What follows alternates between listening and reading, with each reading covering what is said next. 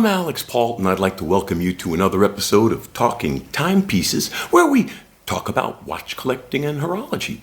Today I was going to do a hands-on review of this Sorna GMT kinda, and I was thinking about the topic of vintage watches in general, so instead of making it just a look at that specific Sorna, I was also going to look at pieces like my Girard-Perregaux from the 50s, and we'll take another look at the Universal Genève Sena, even though I did a video on it. We'll toss it in context with the group. And the Mito, talk about that one. It's an interesting piece that you've probably never heard of. And then we'll take a look at the Sorna. And we'll not, of course, in the direction of the ultimate vintage to collect, the Bulova Accutron, if you can get your hands on one. It's horology, history, it's the other space watch, and you could still get one for $1,000 or less, depending on where you can find one. But we'll talk about all of these watches when we turn the camera around, so might as well do it. So, like I was saying, vintage watches are one really nice way to explore your watch collection and see what kind of styles or what type of watch you enjoy owning. Also, it's a way to explore complications or look at some styles that you may not be able to afford in a contemporary watch. And I'm going to do a separate piece on pocket watches, but I figured I'd start with a pocket watch because this is a beautiful Omega piece from, I believe, the 30s. Steel case, but as you see, it's got really nice heat blued hands, small seconds, Omega. It's just a nice watch to look at, and frankly, you could always carry it as a second time zone watch if you wanted to carry two timepieces with you. Give you an excuse to wear a nice watch chain. I sometimes wear a pocket watch set to a second time zone when I'm not wearing a GMT watch. So here we go. And since this one starts out in the 30s, let's go through the vintage pieces we have here in relatively chronological order so you can get an idea of where they all sit. Now, this Girard-Perregaux is a gorgeous piece. I really, really like this piece, and it's a perfect example of why vintage watches are a good way to get a feel for different watch styles, for different tastes. This 17 jewel movement is also a bumper movement. So another reason to get a vintage is you can pick up complications, interesting complications. In this case, historic complications. It's not, you wouldn't be, getting it for, say, for example, a flyback chronograph or, interesting complication of that nature. This is interesting because it's historic. Has this beautiful shield on it. Come on, there we go. The shield is off. I'll show you real quick. Look at that nice perlage on the inside of the lid. It's such nice attention to pretty casework. So, a bumper movement was made to circumvent Rolex's patent on the rotary winding mechanism. See, Rolex was the first to patent the rotary winding mechanism for watches, and so everyone else created what they called a bumper movement to get around that, so the weight doesn't go all the way around. It rocks back and forth between these two springs. There's one here. Close, see, so there's a spring here. And there's a spring here. And as you see, also the weight itself is spring loaded. And you've got a 3 hertz 6-beat movement in there. You can see how slowly it's ticking away. But this, made in the mid-50s, it's an Adolf Schild AS1250 movement. And as I was saying, bumper movement.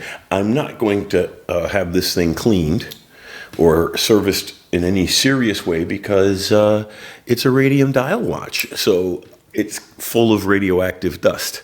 Not a lot, but I would be less cavalier with it. If it didn't have that, I might think of maybe cleaning the crystal from the inside or something like that. So I might open the back, but I am not going to mess with the face or the hands because they're radium. They probably don't glow. It doesn't have very much of a glow because the radium isn't glowing directly. To save money, you use a little bit of radium and then you mix it with a phosphor that then activates because of the radium's emission. And in this case, I think it's zinc sulfide phosphor is pretty much dead, but it's still a beautiful piece. And the lume itself still gives a nice highlight to the hands. And the overall look of the watch is beautiful. It's quite a nice piece still, and for suit watches, it's still of a useful size. Here, let's take a quick look at that.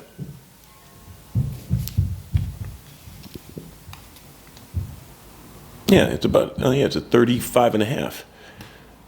So you could put this with a suit and it would be a nice little piece to wear.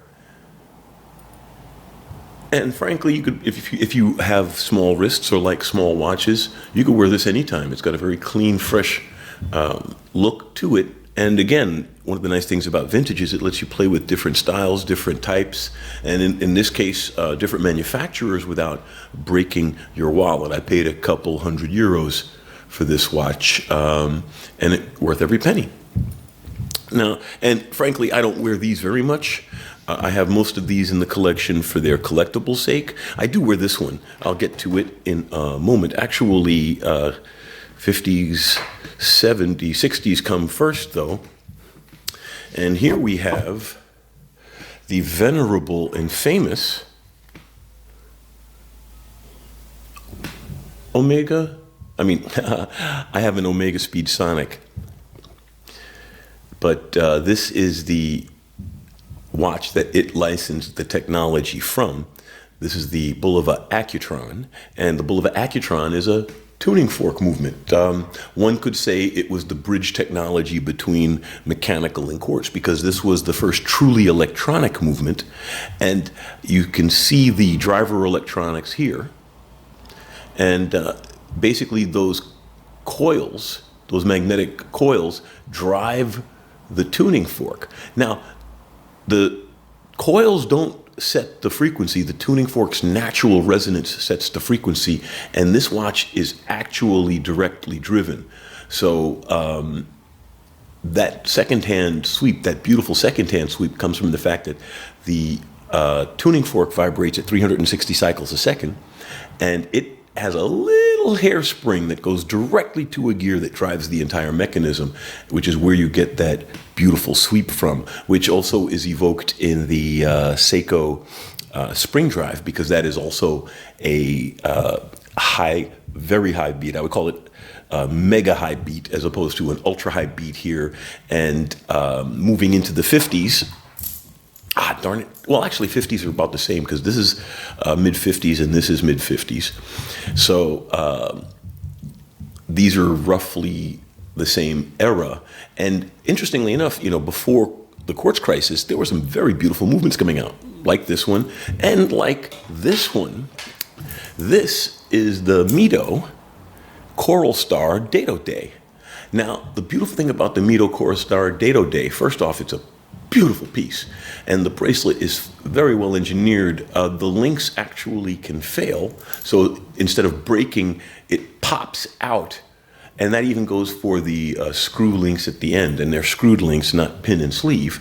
This was their top-of-the-line piece, or one of their top-of-the-line pieces in the day, and it's just a sharp looking watch. And this one is also a wearable size still by today's standards. It's 38 and 38 and change. I'm trying to avoid the crown, so yeah. So let's say it's 38 and change, 38. But the bottom line is 38 millimeters is a good size if you have, say, for example, a 16 centimeter wrist or something, or if you don't mind a smaller watch. But this is still quite a wearable watch, and I paid 200 euros for this watch. And now there are two things about this: is that number one is a high beat movement. It's a 5 hertz movement. It beats 10 times a second, and it has a very interesting date change. That's why they call it the dado day. You can push in the crown, and it changes the date. So it's a high beat, innovative, attractive, charming watch. And so here you have an opportunity with a vintage watch to get your hands on a piece of horological history, which, as I was saying, one of the reasons I collect these are mostly for the collection and not as much for the wrist. This is a little bit small for my wrist, but for the price is a welcome part of the collection. I might wind up giving it to one of my daughters or something, maybe. But other than that, it's staying, if only for what it represents. Now, let's take a look at this. This is a Sorna. Now, Sorna made watches in the 70s, some very interesting designs, and they went out of business during the quartz crisis, and then they got picked up by another company. The name got picked up by another company, and they made some watches using some of the old Sorna movements, because Sorna didn't make the movements. They were third-party movement. And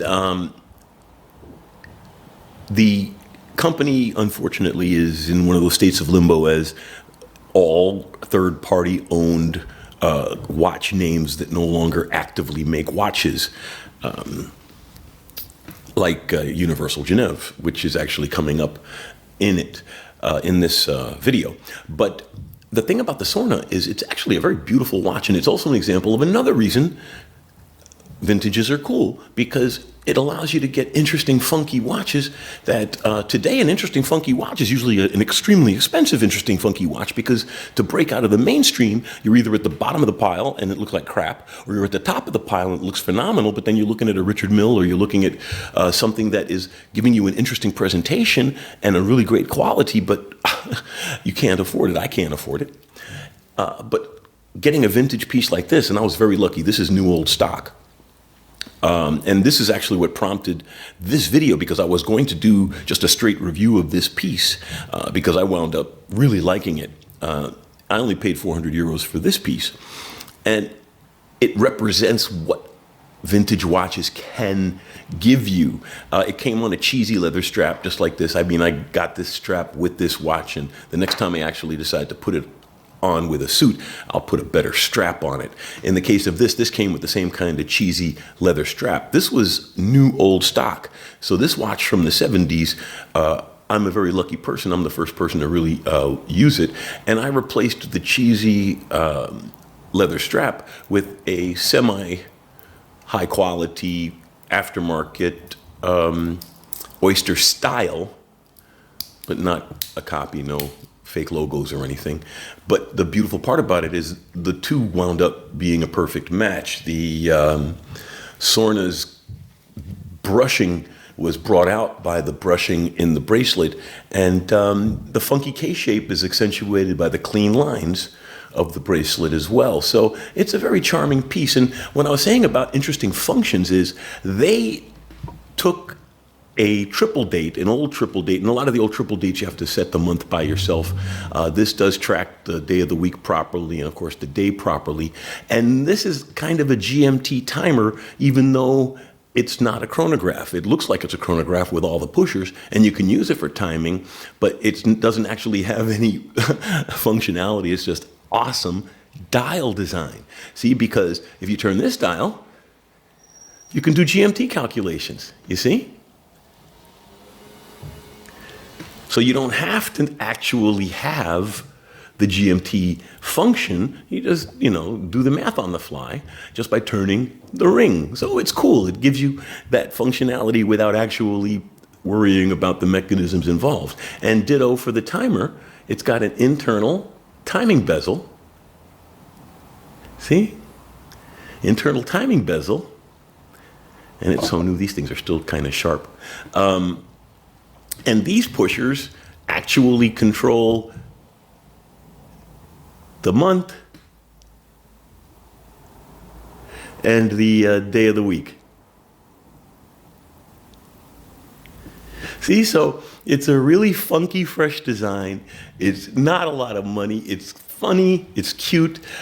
I actually like wearing it because it's a conversation starter, if any watch is, and shows you another reason to get vintage watches, is that it allows you to explore some styles and it allows you to do some fun stuff that you're not going to do. You know, you're not going to drop $5,000 on a watch like that looks like this unless you've got already more watches than I have, or more watches in your collection, or you really like that kind of thing. But for a few $100s, get a vintage piece that shows a fresh design, and it's totally worth every penny you pay for it.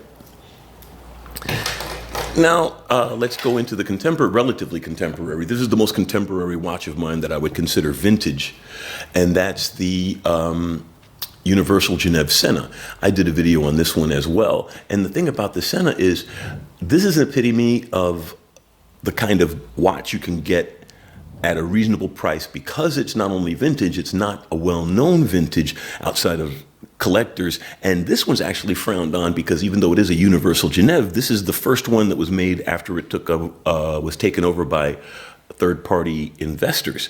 But it was manufactured in Switzerland by, the company. And so it has a lot of things in it that you would find in a watch twice its price.